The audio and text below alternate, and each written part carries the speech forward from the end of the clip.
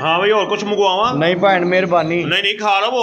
नहीं नहीं बड़ी मेहरबानी अगे बहुत कुछ है। अच्छा लो फिर तुसी बवो, मैं बिल दे के आया। ओ यार वेखी भैन बहू नू इन्ने को पैसा नू कुछ नहीं समझदे। ग्रेट आदमी ने।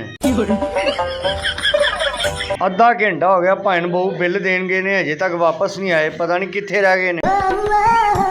लो सर ਇਹ ਕੀ ਹੈ? ਖਾਣੇ ਦਾ ਬਿੱਲ ਸਰ।